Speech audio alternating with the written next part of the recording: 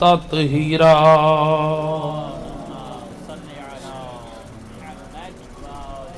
ولعنت الدائمۃ علی اعدائہم مجمعین من یوم ظلمہم الی یوم الدین اما بعد فقد قال اللہ سبحانہ وتعالی فی کتاب المجید وفرقان الحمید وقولہ الحق بسم اللہ الرحمن الرحیم یا ایہا الذین آمنوا اتقوا اللہ وابتغوا الیہ الوسیلہ صلوات پڑھیں مولانا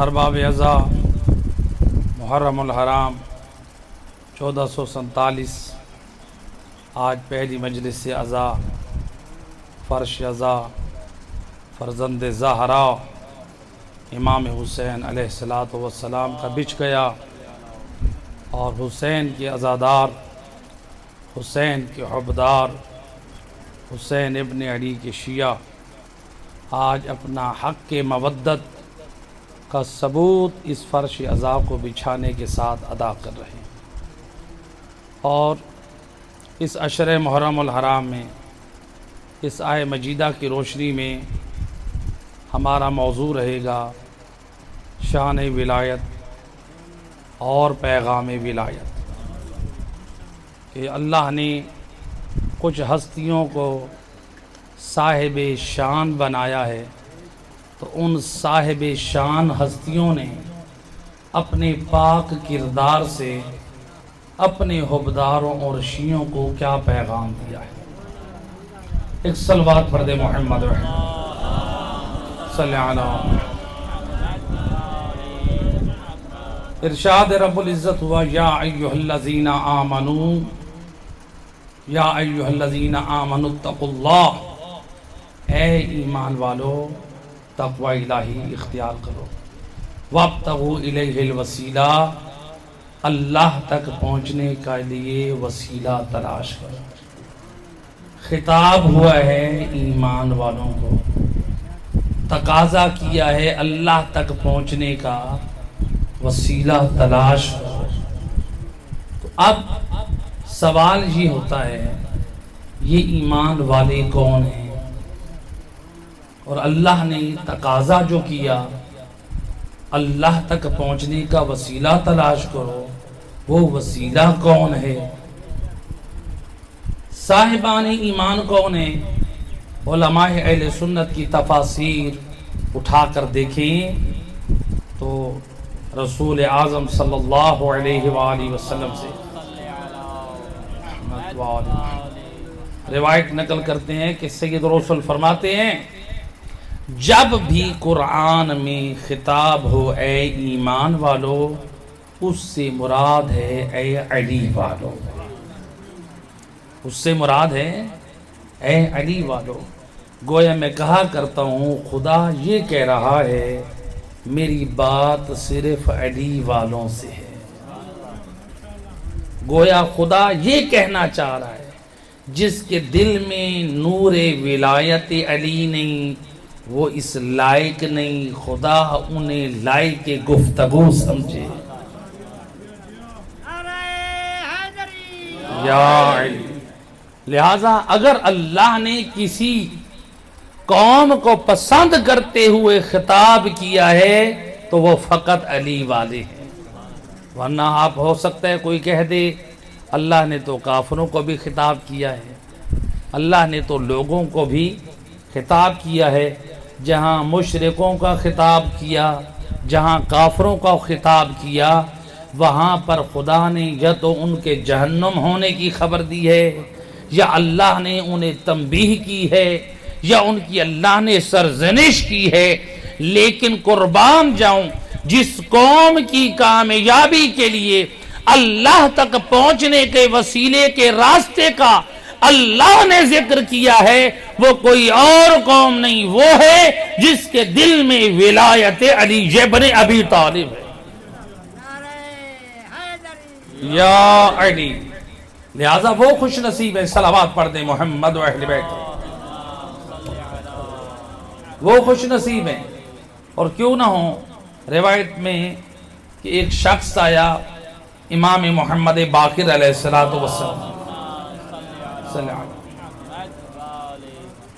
آ کر کہتا ہے یا ابن رسول اللہ میرے حق میں دعا کریں، خدا مجھے جنت میں داخل کرے، اس لیے کہ جانتا ہے یہ وارث جنت ہیں، ان کی دعا مستجاب ہوگی، یہ دعا کر دیں گے تو میں جنتی بن جاؤں گا۔ جب امام کی محفل میں کتنے بیٹھے تھے، امام فرماتے انت فی الجنہ، تو جنت میں ہے۔ گھبرا کے کہتا ہے زہرا کا لال فرزند رسول، میں نے تو جنت کی چوکھٹ نہیں دیکھی، آپ کہہ رہے تو جنت میں ہے، میں کیسے جنت میں ہوں؟ فرماتے من اقر ولایتنا، جو شخص ہم آل محمد کی ولایت و محبت کا اقرار کرتا ہے فہو فی الجنہ، وہ جنت میں ہے۔ تو جب تک تم ہم سے جڑے ہوئے ہو تم جنت میں ہو، یہ دعا کراؤ جنت سے خدا باہر نہ نکالے۔ جب ہم آل محمد کا دروازہ چھوڑ دیا تو گویا تم جنت کو چھوڑ بیٹھے۔ لہذا ہمارے لیے تو اللہ کا یہ کتنا فضل اور انعام ہے، یہ بے مانگے محبت علی عطا کرتی، بے مانگے۔ اس لیے میں کہا کرتا ہوں یہ محبت علی یہ کسی بازار سے نہیں ملتی، یہ آپ کو کسی سپر سٹور سے نہیں ملتی۔ آپ چلے جائیں ملتان شہر میں کتنے مال پلازے بن چکے ہیں، کتنے سپر سٹور بن چکے ہیں، ہر چیز ملے گی، کہیں پر کسی خانے میں یہ نہیں کہا ہوگا محبت علی یہاں پڑی ہے، ولایت علی کا نور یہاں پڑا ہے، محبت حسین ابن علی کا نور یہاں پڑا ہے۔ یہ کسی سٹور سے نہیں ملے گی، بلکہ یہ اللہ کا یہ فضل ہے، وہ جس دل کو لائق سمجھتا ہے اس دل میں یہ پاک نور ولایت آل محمد ڈال دیتا۔ یہ پاک دل اللہ اس دل میں ڈالتا ہے، ہر دل میں یہ نور ولایت علی بھی نہیں آتا۔ ہو سکتا ہے آپ کہیں گے یہ کیسے؟ دیکھیے اس کے لیے میں ایک مثال دیا کرتا ہوں۔ مثال ماہ محرم سبیلیں لگ گئیں، جب باہر سے آ رہے تھے جوان حب حسین میں سبیل کا پانی اور شربت تقسیم کر، سبیل پر گلاس کیسے رکھے جاتے ہیں؟ پاک اور صاف۔ گلاس نہ خون والے ہوتے ہیں، گلاس نہ مٹی والے ہوتے ہیں، ایسے کہ نہیں؟ اب مثلا میں کھڑا ہو گیا کچھ دیر کے لیے، میں نے کہا میں کھڑا ہوتا ہوں، وہاں پر میں بھی ثواب حاصل کرتا ہوں۔ آپ میرے پاس آئے کہ بلا شربت دیں، کہ بلا پانی دیں، میں نے دیکھا کہ کچھ گلاس نیچے گرے پڑے تھے، آپ لوگوں نے دیکھا مٹی والے ہیں یا خون والے ہیں، میں نے اچھے گلاسوں کو چھوڑ کر ان گندے گلاسوں کا انتخاب کیا، یا مٹی والے کا یا خون والے کا۔ ایک مرتبہ آپ کہیں گے مولانا صاحب یہ نجف سے یہی پڑھ کر آئے ہیں، اللہ کی پاک نعمت ہے، پاک شربت ہے، پاک پانی ہے، گندے گلاس میں دے رہے ہیں، نجس گلاس میں دے رہے ہیں، مولانا کیا کر رہے ہیں؟ یہ پاک اور صاف گلاس کو چھوڑ کر گندے گلاس میں کیوں دے رہے ہیں؟ ہماری عقل قبول نہیں کرتی ایک پاک اور صاف چیز کو ایک گندے اور نجس گلاس میں دیں۔ جب ہماری عقل اس بات کو قبول نہیں کرتی، جو خالق عقل اللہ ہے وہ کیسے پسند کرے ایک نجس دل میں پاک نور ولایت علی؟ یا علی، اللہ پاک نور ایک نجس دل میں کیسے ڈال دے؟ اور یہ کوئی خطابی جملہ نہیں، بلکہ روایت میں اسلام کی پہلی جنگ بدر، جب یہ فتح ہوئی تو جبرائیل امین نازل ہوئے.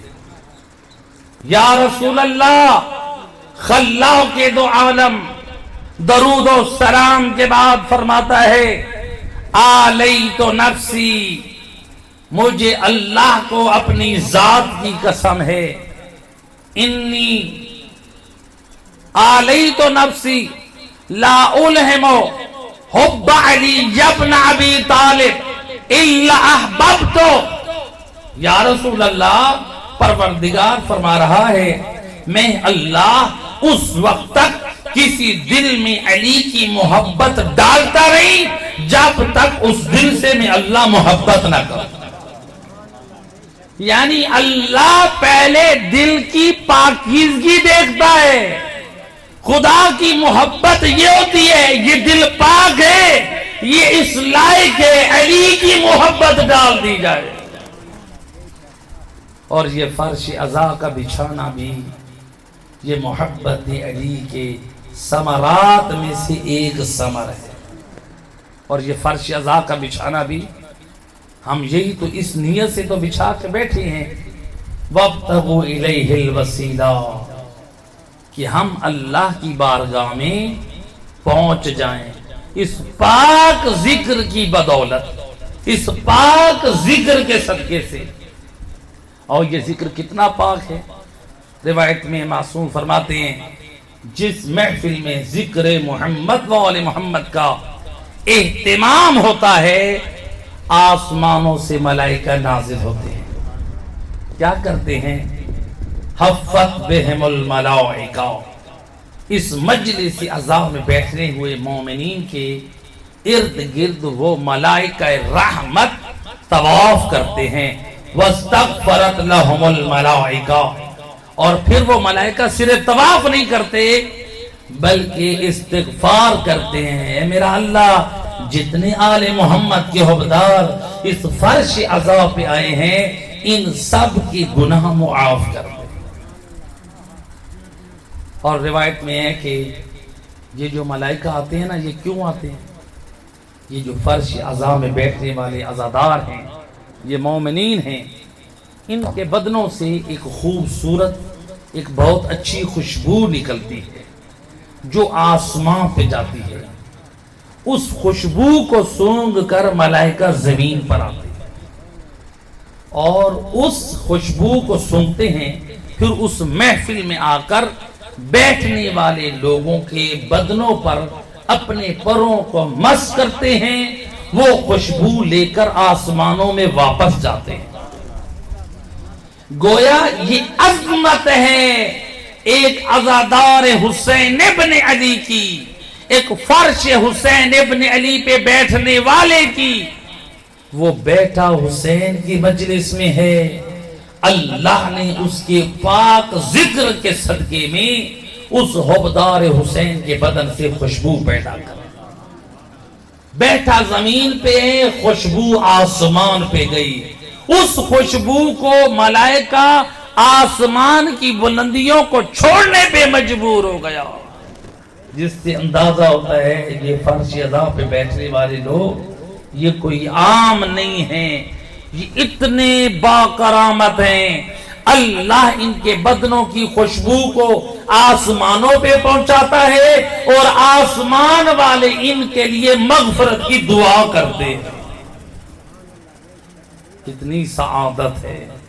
لہذا یہ حسین ابن علی اس لیے روایات میں ملتا ہے جناب فاطمہ زہرا سلام اللہ علیہا اللہم صلی علی محمد، جو اس فرش عزا پہ آتے ہیں، جو گریہ کرتے ہیں، جناب سیدہ ان کے لیے جنت کی ضمانت لیتی، جنت کی ضمانت لیتی. یہ فرش عزا پہ آنے والا، ہاں شرط ہے کہ آنے والا خلوص سے آئے، آنے والا رسول اللہ کو تعزیت دینے کے لیے آئے، آنے والا جناب زہرا کو تعزیت دینے کے لیے آئے، دنیاوی مفاد اور دنیاوی اغراض لے کر نہ آئے، بلکہ جو مشن اور مقصد ہے اس فرش عزا پہ آنا، رسول اللہ، رسول کی آل کو تعزیت دینا، اور اپنے اندر کوئی تبدیلی اور فکر کی چینجنگ لے کے جانا۔ ماہ محرم آ گیا، ماہ محرم میں ہم کیا کرتے ہیں؟ عام طور پہ لباس تبدیل کرتے ہیں، ایسے ہے کہ نہیں؟ ہمارے لیے ایک سوچنے کا مقام ہے۔ بے شک امام حسین ابن علی کے غم میں آپ کپڑوں کو تبدیل کریں، سیاہ لباس یہ حسین ابن علی کے غم کی ایک علامت ہے، انکار نہیں ہے، علماء منع نہیں کرتے۔ غم حسین ابن علی کا ہر وہ طریقہ اپنا سکتے ہیں جو شریعہ مقدسہ میں جائز ہے۔ تو لہذا سوال یہ ہے، ہم لباس تو بدل رہے ہیں، حسین ابن علی کے غم میں کیا ہم نے اپنے کردار کو بھی بدلا حسین ابن علی کی قربانی کے بعد؟ امام حسین ابن علی کی شہادت کا مقصد کیا تھا؟ میری شہادت کے بعد غم کا لباس بدلا جائے یا کردار کا لباس بدلا جائے؟ جی امام کا اصلی مقصد کیا تھا؟ مقصد تھا کردار بدلا جائے۔ ہاں لباس بدلنا تو یہ تو مودت حسین کا تقاضا ہے، محبت حسین کہتی ہے کہ تم غمزدہ ہو جاؤ، جیسا کہ روایت میں ہے کہ امام موسیٰ کاظم علیہ السلام اللہم صلی علی محمد جب محرم کا چاند آتا تھا تو 10 دن تک امام کے اوپر غم کے آثار رہتے تھے، تو کوئی امام کو کسی لمحے ہنستا مسکراتے نہ دیکھتا تھا۔ تو غم کے آثار میں سے یہ ہے کہ انسان صرف غم کے لباس میں غم کا اظہار نہ کرے، بلکہ حالت اور شکل ایسا بنائے کہ جس سے معلوم ہو فرزند زہرا، فرزند رسول حسین ابن علی کے ایام غم میں ان کا غم منا رہا ہے۔ صلوات پڑھ دیں محمد۔ بار دیگر بآواز بلند سنو۔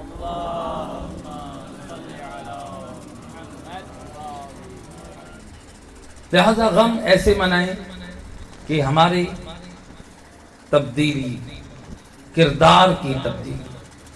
دیکھیں ہم کہتے ہیں ہم نے سیاہ لباس پہنا، ٹھیک ہے یہ غم کی علامت ہے، لیکن کبھی کبھی سیاہ لباس زینت کا لباس بھی بن جاتا ہے۔ اس لیے ہمارے فقہا فرماتے ہیں، آیت اللہ سستانی یا دیگر فقہا، اب دیکھیں ذرا غور کیجئے جو پردے میں میری مائیں بہنیں سن رہی ہیں، غم کا لباس بھی پہنو تو سوگ کے لیے پہنو، شو کے لیے نہ پہنو۔ جب بھی پہنو غم کا لباس سوگ کے لیے ہو، شو کے لیے نہ ہو۔ ایسا نہ ہو مرد و زن کا لباس اس انداز سے، اس ڈیزائننگ سے ہو کہ جس میں شو زیادہ ہو سوگ کم ہو، یا بالکل شو ہو اور سوگ نہ ہو۔ لہذا سوگ کے لیے پہنو، غم کے لیے پہنو۔ آیت اللہ سستانی اور دیگر فقہا کیا فرماتے ہیں؟ اگر ایک عورت بیوہ ہو جائے، مرد کا انتقال ہو، عدت کتنے دن ہوتی ہے؟ 4 ماہ 10 دن بیوہ عورت کی۔ 4 ماہ 10 دن میں عورت کے لیے زینت والا لباس پہننا حرام ہے، اس مرد کی حرمت کا خیال ہے۔ لیکن آغا سستانی اور فقہا فرماتے ہیں عورت اگر ایسا سیاہ لباس پہنے، ایسی ڈیزائننگ سے آراستہ ہو جو زینت بن رہا ہو، وہ لباس پہننا حرام ہے۔ اب میرا آپ لوگوں سے سوال ہے، مرد کی وفات عورت کے لیے، ہمارے لیے کسی جوان اور مرد کی وفات وہ بڑا صدمہ ہے یا حسین ابن علی کی شہادت؟ جی مولا حسین کی پوری کائنات مر جائے، زہرا کے لال حسین کے غم کی برابری نہیں کر سکتے۔ حسین کی مصیبت کا غم بہت بڑا غم ہے، جس کی مصیبت کو یاد کر کے رسول روتے تھے، جس کی مصیبت کو یاد کر کے علی روتے تھے، جس کی مصیبت کو یاد کر کے جناب زہرا روتی تھی، جس کی مصیبت کو یاد کر کے امام حسن مجتبی روتے تھے، جن کی مصیبتوں کو یاد کر کے چوتھے امام سے لے کر آج پردہ غیبت میں امام مہدی بھی روتے، ہر معصوم رویا ہے۔ جس امام کی مصیبت ہے اس کی مصیبت بہت عظیم ہے۔ اب ذرا غور کیجئے، عام مرد اور جوان مر جائے تو کہا عورت اگر زینت والا سیاہ لباس پہنے تو اس کے لیے وہ حرام ہے، حالانکہ وہ سیاہ ہے لیکن زینت بن رہا ہے۔ تو اگر کوئی ماہ محرم میں زینت والا لباس پہن لے، کوئی مرد ایسی ڈیزائننگ والا پہن لے، تو جو میری اور آپ کی وفات پر ہماری بیویوں کا پہننا حرام ہو تو بتاؤ زہرا کے لال حسین ابن علی کے غم میں ہم ڈیزائننگ اور شو بازیوں والا لباس پہنے، کیا وہ پہننا ثواب ہوگا؟ وہ شو بازی تو ہوگی، وہ سوگ نہ ہوگا، وہ شو بازی تو ہوگی، وہ غم نہ ہوگا۔ لہذا لباس پہنو، سیاہ پہنو، سادے سلوا کر پہنو، عورتیں بھی پہنیں تو سیاہ پہنیں تو ڈیزائننگ ایسی نہ ہو کہ دیکھنے والے یہ نہ کہیں کہ یہ حسین کے غم میں آئی ہے یا کوئی زیب و زینت کر کے آئی ہے۔ صلوات پڑھ دے محمد۔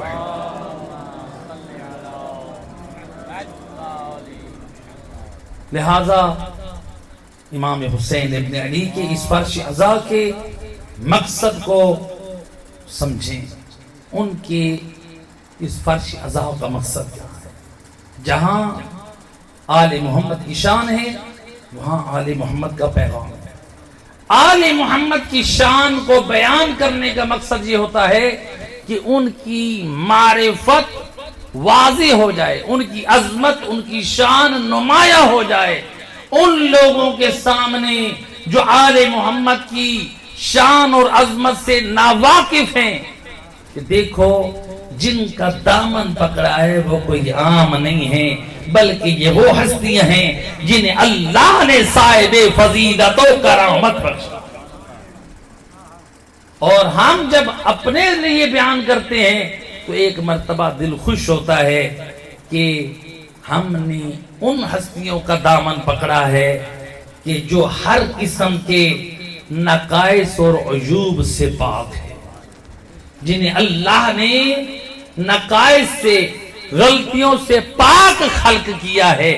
اسی سے تو عظمت الہی نمایاں ہوتی ہے۔ جس اللہ نے محمد والے محمد کو نقائص سے پاک خلق کیا، بنانے والا اللہ جانے کتنا پاک اور منزہ ہے۔ جس کی مخلوق اتنی پاک اور منزہ بنائی گئی، پاکیزہ بنائی گئی، عصمت و طہارت کے اندر بنائی گئی، بنانے والا کتنا عظیم ہے۔ تو لہذا جہاں ان کی شان کو سامنے رکھیں، شان کو سامنے رکھیں کہ اب ان کا پیغام ہمارے لیے، تو ان کا پیغام ہمارے لیے کیا ہے؟ امام حسین ابن علی کی جو شہادت تھی، اس شہادت کا مقصد کیا تھا؟ امام حسین علیہ السلام کربلا میں آئے، امام حسین ابن علی کی شہادت کا مقصد کیا تھا؟ امام علیہ السلام اپنے برادر محمد حنفیہ کے نام جو وصیت چھوڑ کے جا رہے ہیں، اس میں امام خود فرما رہے ہیں انی لم اخرج اشرا ولا بطرا ولا مفسدا ولا ظالما۔ میں حسین ابن علی کا جو قیام ہے وہ کسی فساد کے لیے نہیں ہے، خون ریزی کے لیے نہیں ہے، غرور اور تکبر کے لیے نہیں ہے، کسی سلطنت و حکومت کے لیے نہیں ہے، ظلم و ستم کے لیے نہیں ہے۔ پھر زہرا کا لال آپ کے قیام کا مقصد کیا ہے؟ انما خرجت لطلب الاصلاح فی امت جدی۔ مجھ حسین ابن علی کے قیام کا مقصد صرف یہ ہے، میں اپنے نانے کی امت کو سنوارنے کے لیے نکل رہا ہوں۔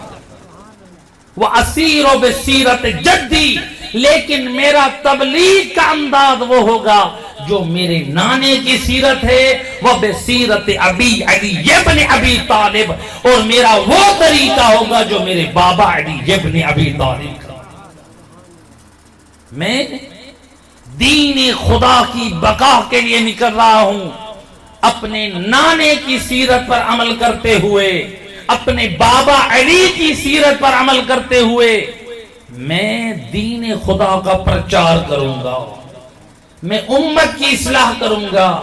تو گویا امام حسین ابن علی کے قیام کا مقصد کیا تھا؟ اپنے نانے کی امت کی اصلاح۔ تو آج ہم میں سے ہر ایک کہتا ہے یا لیتنی کنت معہم، کاش ہم بھی کربلا میں ان کے ساتھ ہوتے۔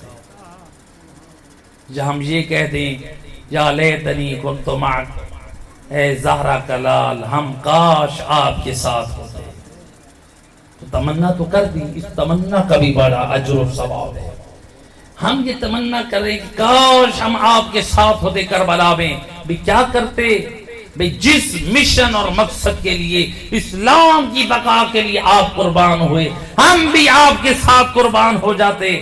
لیکن زہرا کے لال نے یہ پیغام قیامت تک کے لیے لوگوں کے لیے چھوڑ دیا، حل من ناصر ینصرنا، کوئی ہے ہماری مدد کرنے والا؟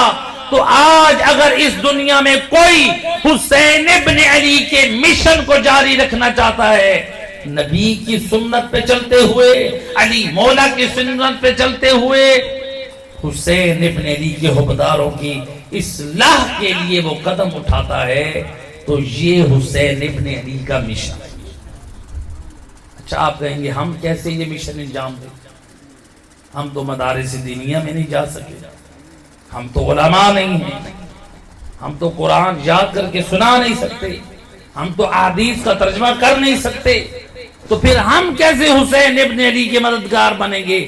میرا دوست جو صاحبان علم ہیں وہ اپنے انداز سے مدد کریں گے حسین ابن علی کی، اور آپ جیسے جو باوفا اور مخلص مومنین ہیں، یہی فرش عزا کا بچھانا یہ حسین ابن علی کے مشن کی تکمیل ہے۔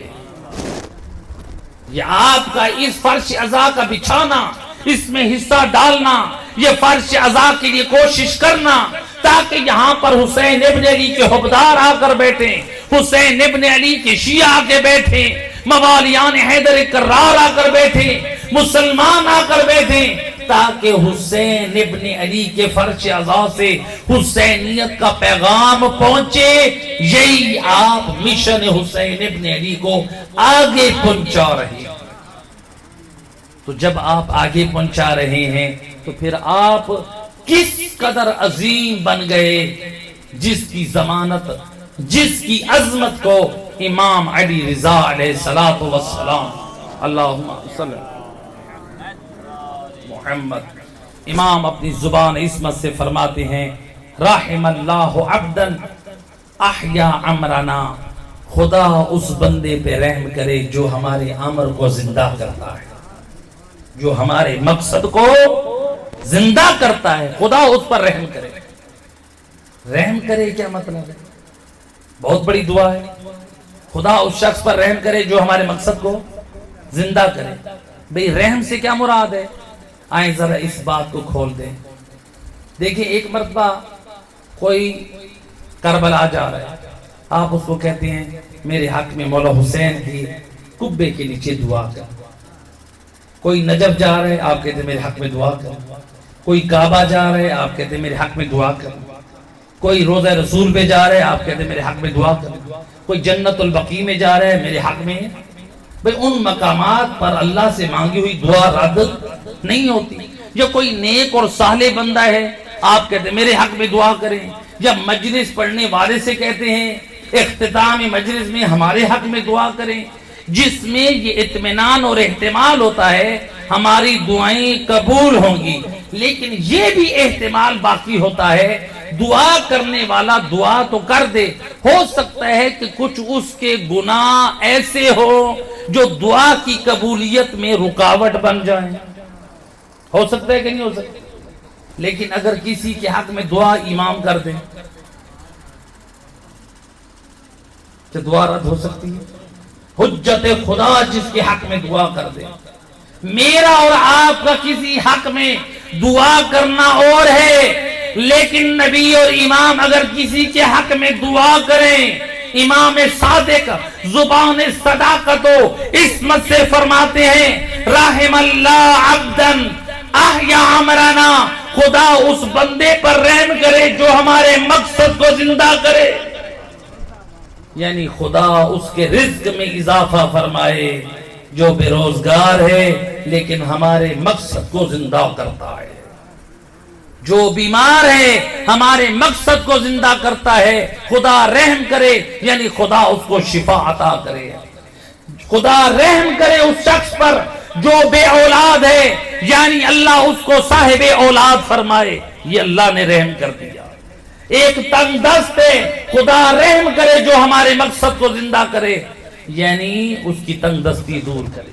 تو اللہ رحم کرے کیا مطلب؟ یعنی مریض ہے تو اللہ صحت عطا کرے، تنگ دست ہے تو اللہ تنگ دستی دور کرے، بے روزگار ہے تو خدا روزگار عطا کرے، بے اولاد ہے تو اللہ صاحب اولاد فرمائے، دل میں اور کوئی جائز حاجات رکھتا ہے اللہ وہ پوری کرے. لیکن جب پوچھا گیا مولا کیفا یحیی امرکم، اے فرزند رسول بھلا ہم کیسے آپ کی مدد کر سکتے ہیں؟ کوئی کیسے آپ کے امر کو زندہ کر سکتا ہے؟ ذرا یہ تو بتا دیں، یہ تو ہماری مشکل حل کر دے. امام معصوم فرماتے ہیں ہماری اس امر کو مقصد کو زندہ کرنے کے لیے من یتعلم علومنا ویعلمها الناس، جو شخص ہمارے علوم کو سیکھ کر لوگوں کو تعلیم دیتا ہے وہ ہم اول محمد کے مقصد کو زندہ کرتا ہے. یعنی امام نے اپنے مقصد کو زندہ کرنے کے لیے گویا جو چناؤ کر دیا وہ علماء دین قرار دیا. اب جو علماء کے ہاتھ مضبوط کرے، علماء نے کیا کرنا ہے؟ اپنے ماں باپ کا دین بیان کرنا ہے یا محمد والی محمد کا؟ محمد والی محمد. تو جو علماء کے ہاتھ مضبوط کر رہا ہے گویا وہ مشن محمد والے محمد کو عام کر رہا ہے. اور پھر امام علیہ السلام فرماتے ہیں فَإِنَّ النَّاسِ لَوْ عَلِمُوا مَحَاسِنَ كَلَامِنَا لَاتَّبَعُونَا، اگر لوگ ہمارے کلام کی اچھائی کو جان لیں تو وہ ہماری اتباع اور پیروی کریں. امام رضا علیہ السلام بتا رہے ہیں لوگوں کو، یعنی امام اس جملے میں یہ سمجھانا چاہ رہے ہیں لوگوں کو ہمارے کلام کی خوبصورتی بتائی نہیں جاتی، ان کو ہماری نصیحتیں سنائی نہیں جاتی، ان تک ہماری تعلیمات پہنچائی نہیں جاتی.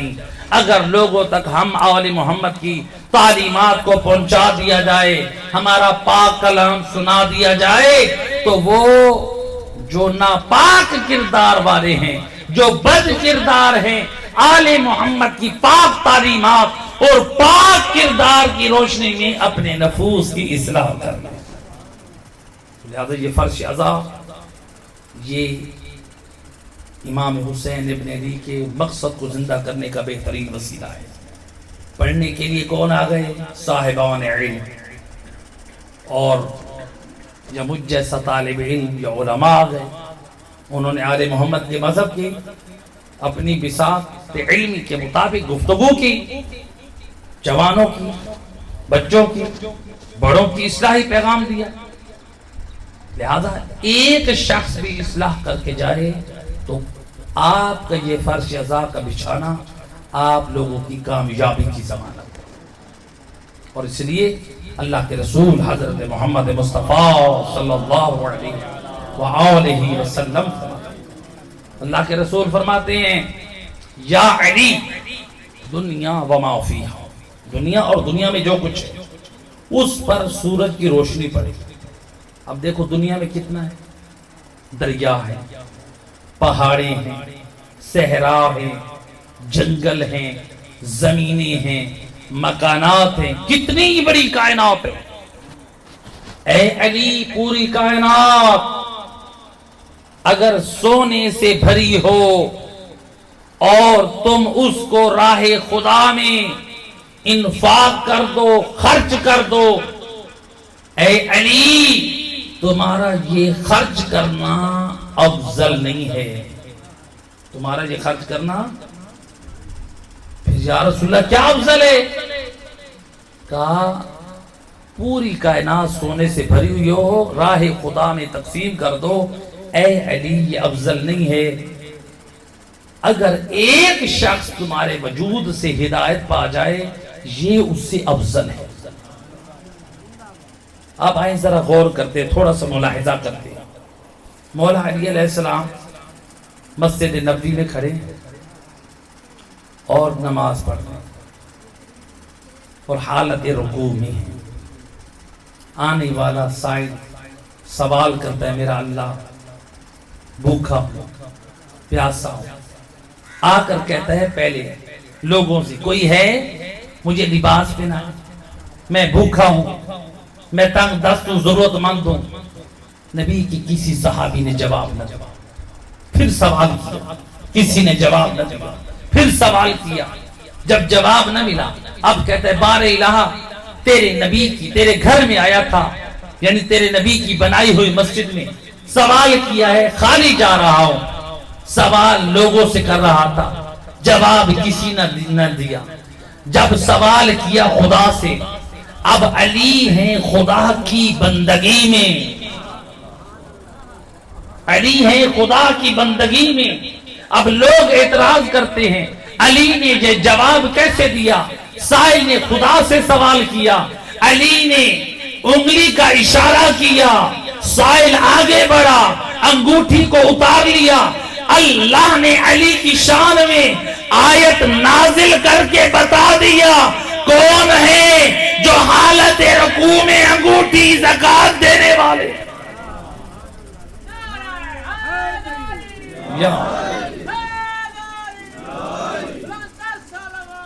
اللہ صلی اللہ محمد۔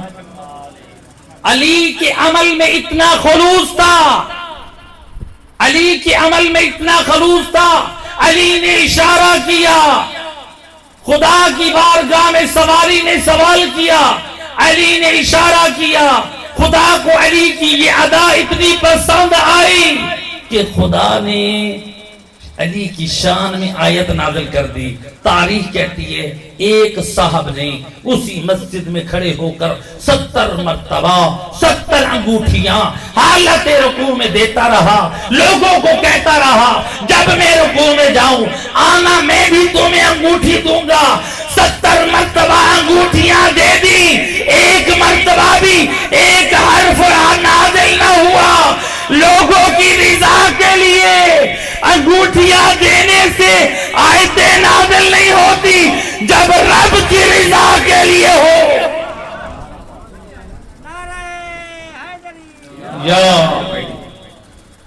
جب رب کی رضا کے لیے ہو۔ پھر کہنے والے نے کسی نے یہ بھی کہہ دیا، برادران اسلام میں سے کسی بڑے مفسر نے، کہنے والے نے کہہ دیا کہ علی کا یہ انگوٹھی دینا یہ کوئی فعل کثیر تو نہیں ہے۔ فعل کثیر سمجھتے ہیں؟ کہا فعل کثیر تو نہیں ہے۔ میں کہتا ہوں یہ بھی دیکھیں علی کے حق میں تعصب ہے۔ فعل کثیر کس کو کہتے ہیں؟ نماز میں ایسا کام کرنا، زیادہ کام، مثلا مثال کے طور پر کوئی ایسے پنکھا لے کے ایسے ہاتھ ہوا دیتے رہنا خود کو، یہ فعل کثیر ہے جس سے نماز کی شکل ختم ہو جائے، دیکھنے والے کہیں گے نماز نہیں پڑھ رہا، نماز باطل ہو جاتی ہے۔ یعنی نماز میں ایسا کام کرنا کہ جس سے یہ دیکھنے والوں کو لگے کہ یہ بندہ نماز نہیں پڑھ رہا۔ کسی نے یہ کہہ دیا کہ علی فعل کثیر تو نہیں کر رہے۔ میں کہوں گا کتنا علی کے بغض میں آگے چلا گیا، او اللہ علی کی شان میں آیتیں نازل کرے، تو یہ تلاش کر رہے یہ فعل کثیر تو نہیں ہے۔ صلوات پڑھ دے محمد۔ علماء کی زیادت و سلامتی کے لیے باواز بلند سے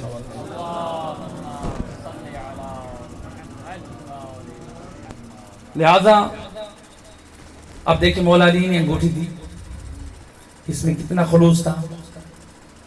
انگوٹھی کتنی تھی؟ انگوٹھی ایک تھی۔ تو کیا یہ انگوٹھی مولا علی نے جو دی یہ پوری کائنات کے سونے کے برابر تھی، یہ اس کی قیمت کم تھی.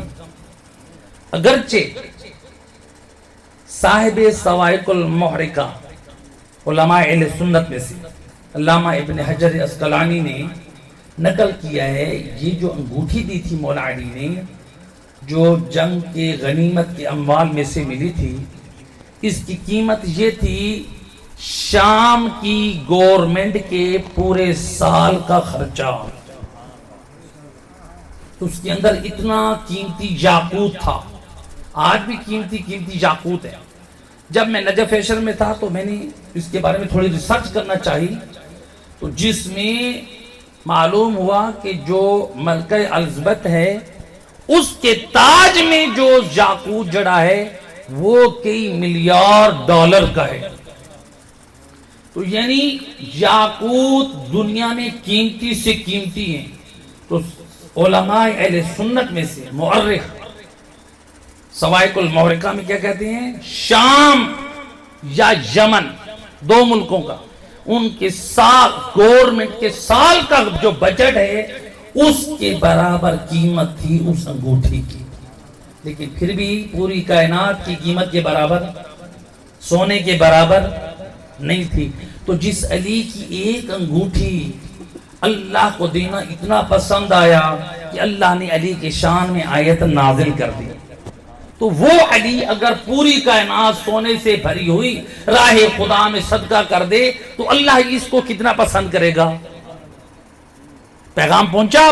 رسول اللہ نے کیا فرمایا، یا علی پوری کائنات سونے سے بھری ہوئی راہ خدا میں صدقہ کر دو. اتنی فضیلت نہیں ہے، ایک شخص تمہارے وجود سے ہدایت پا جائے یہ افضل ہے. اور فرش عذاب اس بچھانے کا مقصد پورا ہو جائے گا اگر 10 دنوں میں ایک انسان ہدایت پا جائے. آل محمد نے اس دین کو بچانے کے لیے بہت کچھ قربان کیا. اس قربانیوں میں زہرا کا لال حسین نانے کی شہر کو چھوڑنے پہ مجبور ہے. 28 رجب کی رات ہے، زہرا کا لال نانے کے مزار پہ سر رکھ کے رو رہا ہے. یہ ایک مرتبہ آنکھ لگی. روایت کہتی ہے یا حسین نے کہا، نانا مجھے اپنے ساتھ قبر میں رکھ لیجئے. روایت کہتی ہے زہرا کے لال نے جب یہ روتے ہوئے نبی کے ساتھ گلے لگے، سید رسول نے فرمایا الرجوع، او میرا لال حسین ابھی تجھے دنیا میں جانا ہے، ابھی تجھے منزلت شہادت پہ فائز ہونا ہے. اے زہرا کا لال حسین، اے امت کے نانے کی امت کے ہاتھوں تنگ آ چکا ہے.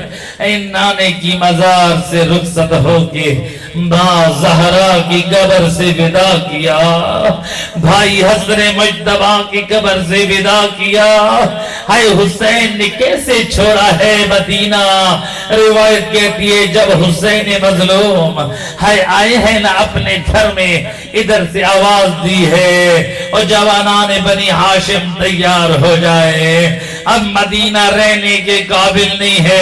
روایت کہتی ہے یہ آواز، اور جب علی کی پردے دار بیٹی زینب کے کان پہ پڑی اور بی بی یہ برداشت نہ کر سکی، فغویت علیہا، اے بی بی غشگا کے زمین پر گری. اجرکم اللہ، آج گھر ہے، اے کوئی بی بی دوڑ کر پانی لائی ہوگی اور پانی کا چھڑکاؤ کیا اور میں کہوں گی یا سیدہ آج اپنا گھر ہے، آپ سے یہ برداشت نہ ہوا، اے نانے کا شہر چھوڑ رہے ہیں، اللہ جانے آپ کی اس وقت کیا حالت ہوگی. اور جب 70 قدم پہ اے جب وہ منظر دیکھے گی، وَالشِّمْرِ جَالِسٌ عَلَى صَدْرِ الْحُسَيْنِ، اے شمر حسین کے سینے پہ چڑھ بیٹھا ہے. وَأَخَذَ لَحْيَتَهُ، اے حسین مظلوم کی ریش مبارک کو پکڑا. وَلَتَمْ عَلَى خَدِّهِ، اے ان رخسار جسارت کرنے لگا اور جن رخساروں پہ مصطفیٰ بوسے دیا کرتے تھے اجرکم علی اللہ زادارو. روایت کہتی ہے ایک مرتبہ بی بی ام سلمہ آئی, کہتی ہے حسین مجھے نبی نے بتایا تھا, اور جب میرا حسین عراق کی طرف جانے لگے اے میرے حسین کی خیر نہیں ہے, اور مجھے مصطفیٰ نے یہ شیشی دی تھی, کہا تھا ام سلمہ اسے محفوظ رکھو, اور جب یہ خاک سرخ ہو جائے سمجھ لینا میرا حسین مارا گیا. روایت کہتی آقا حسین فرماتے نانی اگر آپ کہیں تو میں آپ کو بھی کچھ دکھاؤ. روایت کہتی آقا نے کہا نانی میری 2 انگلیوں میں ذرا دیکھے, اور بی بی ام سلمہ نے حسین کی 2 انگلیوں میں نگاہ کی. یا میدان کربلا اور روز عاشورہ کا منظر, کئی حسین شہید ہو رہے ہیں تو کئی علی اصغر کا لاشا. اجرکم علی اللہ. روایت کہتی ہے آقا حسین نے باعجاز امامت وہ کربلا سے کچھ خاک اٹھا کر دی, کا نانی اس کو بھی ایک شیشی میں بند کر لیجئے, اور جب یہ دونوں شیشیاں اور جب خون بن جائے سمجھ لیں حسین اس دنیا میں نہ رہا. اجرکم علی اللہ زادارو. روایت کہتی ہے ہائے آل محمد کا یہ قافلہ روانہ ہو گیا. آیا ایک وقت اے بی بی ام سلمہ نے دیکھا اے عصر کا وقت ہے, اے شیشیوں سے تازہ خون جوش مار رہا ہے, اور بی بی سین میں دوڑتی ہوئی واہ محمد واہ علیہ کی صدا آئے بلند کر رہی ہے. اے ارباب اذان نقل کرتے ہیں وہ بی بی کبھی اٹھتی ہے وہ کبھی بیٹھتی ہے, اور میں کہوں گا بی بی ام سلمہ اور تو نے تو شیشیوں کا خون دیکھا اور تجھ سے برداشت نہ ہوا, اے کاش ذرا ہوتی کربلا اور ذرا پوچھ زینب سے, اور جو بھیا کا 70 قدم پہ دیکھ رہی ہے اور کہہ بھی رہی ہے ابن سعد انت تنظر ویقتل ابو عبداللہ, اے عمر ابن سعد بے حیا کرا دیکھ رہا ہے اور ابو عبداللہ مارا جا رہا ہے. جب اس بے حیا نے کوئی جواب نہ دیا علی کی بیٹی نے اشقیاء کی طرف رخ کر کے کہا اما فیکم مسلم, اور تم میں کوئی مسلمان نہیں ہے. الا لعنت اللہ علی القوم والسیعلم